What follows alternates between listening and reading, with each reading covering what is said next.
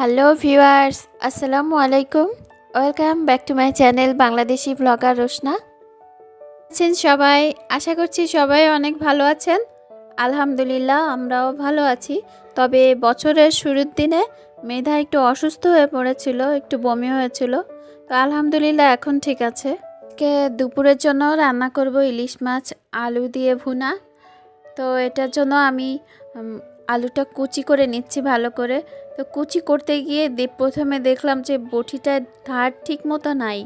তো এর জন্য আমি একটা স্টোন দিয়ে বটিটা ভালো করে ধার করে নিলাম।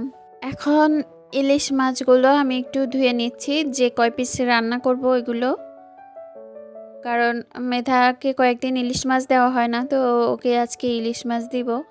আমার যদিও ইলিশ মাছ খেতে আজকে খুব একটা ইচ্ছা করছে না, তারপরও মেধা আর মেধার বাবার জন্য রান্না করতে হবে, তাই আমি এগুলো ধুয়ে নিলাম। মাছগুলো ধোয়া শেষ, আমি লবণ হলুদ মেখে নেব। আর এরপর আমি চুলায় একটা প্যান দিয়ে নেব। প্যানটা ভালো করে গরম হলে রান্নাটা স্টার্ট করব। তো মাছ রান্না করার জন্য চুলায় আমার প্যানটা গরম হয়ে গিয়েছে। এখন আমি পেঁয়াজ কুচিগুলো সব দিয়ে দিলাম, যেটুকু দেবো। তো ইলিশ মাছ রান্নায় তো মশলা বেশি দেওয়া হয় না, শুধু পেঁয়াজ মরিচ হলুদ লবণ এগুলোই। আর মেধার বাবা অন্য কিছু দেওয়া পছন্দ করে না, তাই আমি অন্য কিছু দেই না। তবে বাটা মশলার মধ্যে আমি শুধু একটু পেঁয়াজ বাটাটা একটু দিব। তো এইগুলো দিয়ে আমি আজকে একটু অন্যরকম করে রান্না করব। মাছটা আমি আলাদা প্যানে একটু কষিয়ে নেব, আর এটার মধ্যে আলুটা কষাবো, তারপর মাছগুলো এর মধ্যে দিয়ে দেব। তো আমি মশলাগুলো ভালো করে কষিয়ে নিচ্ছি। হাসিনা আক্তার আপু তুমি মন খারাপ করো না, আজকে আমি তোমার নামটা বলে দিলাম। তুমি সবসময় আমার ভিডিও দেখো আমি জানি, ওই দিন হয়তো কোনো ক্রমে মিস্টেক হয়ে গেছিলো, তাই বলা হয়নি তোমার নামটা। প্লিজ মন খারাপ করবে না। তো এখন আমি আলুগুলো দিয়ে দিলাম। আলুগুলো দিয়ে একটু অল্প কিছুক্ষণ ঢেকে রাখবো। তারপর ঢাকনা উঠিয়ে আমি একটু নেড়ে দিচ্ছি। আজকে বেশ ঠান্ডা লাগছে আমার, জানি না অন্য সবার কেমন লাগছে। অনেক শীত লাগছে কেন জানি। তো মনে হচ্ছে একটু রোদে যে বসতে পারলে বেশ ভালোই লাগতো। মেধা খেলা করছে ওর প্লে হাউসের মধ্যে। আর মাছগুলো আমি এর মধ্যে অন্য চুলায় একটু কষিয়ে নিয়েছিলাম। তো এখন আমি এই আলুর মধ্যে দিয়ে দিলাম, দিয়ে একটু নাড়াচাড়া করে এখন পানি দিয়ে দিলাম। খুব বেশি পানি দেইনি, কারণ মাছও তো কষাইতে হয়ে গিয়েছে। ইলিশ মাছ তো খুব বেশি রান্না করারও প্রয়োজন হয় না, তাই আমি পানি একটু কমই দিয়েছি। আর আলুটাও প্রায় সেদ্ধ হয়ে গিয়েছে। মাছগুলো প্রায় হয়ে এসেছে, এখন আমি মাছগুলো একটু উল্টিয়ে দেব। ওই শীতে আসলে খেতে তেমন একটা ইচ্ছে করে না, কেমন জানি আমার একটু বেশি শীত লাগছে। তো এই শীতে আমার যে একটা কথা মনে পড়লো, আমার ভিউয়ারদের সঙ্গে মনে হলো একটু শেয়ার করি। সেটা হলো যে আমাদের আশেপাশে না অনেক গরিব মানুষ বা অনেক অভাবী মানুষরা আছেন, যারা এই শীতে আসলে অনেক কষ্ট পায়। তো আমরা সবাই একটু চেষ্টা করব যার যার সাধ্য মতো তাদেরকে একটু হেল্প করার। আমাদের অল্প অল্প হেল্পে তাদের দেখা যায় যে তাদের কষ্ট নিবারণটা হবে। আসলে কেউ আমার এই কথাটাকে প্লিজ অন্য মাইন্ডে নেবেন না, যে আমি বলবো তারপর অন্য কেউ করবেন। আসলে আমি সেভাবে চিন্তা করে বলিনি, যে আমার মনে হলো যে আমি একটু শেয়ার করি আসলে সবার সঙ্গে। অনেক সময় দেখা যায় যে আমাদের ঘরে অনেক সময় পুরাতন কাপড় চোপড় থাকে, এগুলো দিলেও না অনেক হেল্প হয়। অনেক সময় হয়তো আমাদের এটা খেয়াল থাকে না, একটু কষ্ট করে যদি আমরা একটু খুঁজে দেই গরিব মানুষদের, তাহলে তাদের অনেক হেল্প হয়। আমিও চেষ্টা করি আমার সাধ্যমতো আমি যেটুকু পারি সেটুকু দেওয়ার। তো কথা বলতে বলতে আমার রান্নাটাও এর মধ্যে শেষ হয়ে গিয়েছে।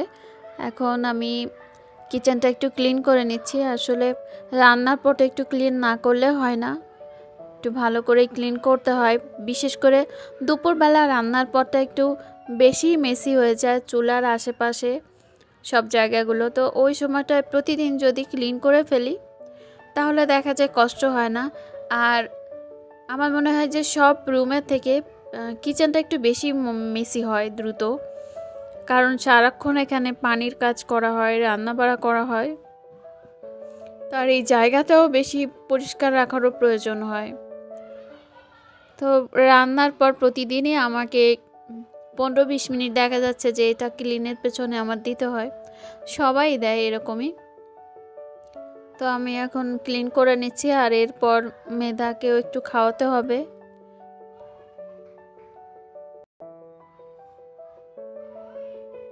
আর কিচেন ক্লিন করতে না আমার অনেক ভালো লাগে। আসলে কিচেনটা যখন আমি দেখি যে একটু মেসি হয়ে গেছে বা নোংরা হয়ে গিয়েছে, তখন আমার আর ভালো লাগে না যতক্ষণ না পর্যন্ত আমি ক্লিনটা করতে পারি।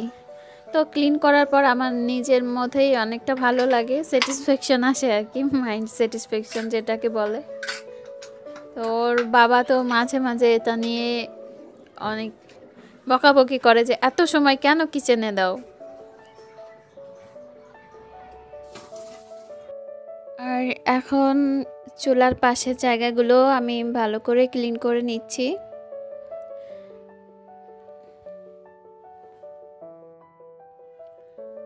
আর আমার কিচেনটা ভালো করে ক্লিন করা শেষ করে এরপর আমি একটু মেধার কাছে যাব।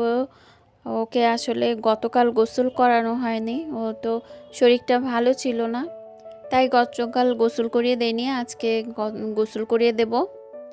আজকে একটু গরম পানি দিয়ে, হালকা গরম পানি দিয়ে ওকে গোসল করিয়ে দেব। তো এই জন্য আমি একটু তাড়াতাড়ি করেই করছি এই কাজগুলো, যে ওকে একটু আর্লি গোসল করিয়ে দেবো, কারণ শীতের সময় তো বেশি বেলা করে গোসল করানো যাবে না।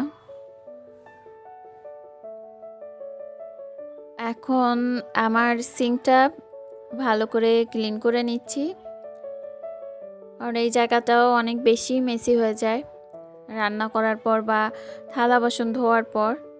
তো এই জায়গাটাও একটু ভালো করে ক্লিন করতে হয়।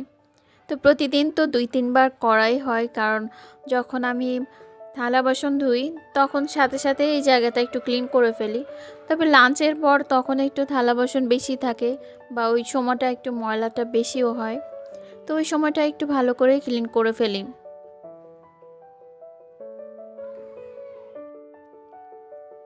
আর এখন আমার সিঙ্কটাও ক্লিন করা শেষ, আমি পানি দিয়ে ওয়াশ করে নিচ্ছি। আর এর মধ্যে আমার কিচেনটাও ভালো মতো ক্লিন হয়ে গেছে, ফ্লোরটা বাকি আছে শুধু, ওটাও করে নেব। আমার কিচেন ক্লিন করা শেষ, বেশ চকচক করছে, আমার কাছে বেশ ভালো লাগছে। তো এরপর আমি একটু মেধার কাছে যাই। ও অনেকক্ষণ একা একা খেলা করছে, আর ও বেশিক্ষণ একা থাকা পছন্দ করে না। কিছুক্ষণ পরেই হয়তো এসে হুঙ্কার দেবে কিচেনের কাছে এসে। আমি কিচেনে বেশিক্ষণ থাকলে ওর রাগ হয়, বেশিক্ষণ থাকলে এরপরে এসে চিৎকার করে একটা। তো ওর কাছে এখন আমি যাব, ওকে গোসলটা শেষ, ওর গোসল দিয়ে নেব। তো মেধাকে এখন গোসল করানো শেষ। তো মেধাকে গোসল করানো মানে যুদ্ধ করা ওর সঙ্গে। আজকে মেধা গোসল করতে চাচ্ছিল না, ও বলে আম্মু শীত লাগে, গোসল করবে না। তো অনেক বুঝিয়ে সুঝিয়ে তারপর গোসলটা করে দিয়েছি। এখন কাপড় চোপড় পরাতে গেলেও ওর সঙ্গে আমাকে পুরো যুদ্ধ করতে হবে। তো অনেক বুঝিয়ে তারপর আমি ওকে একটু শান্ত করে নিয়েছি।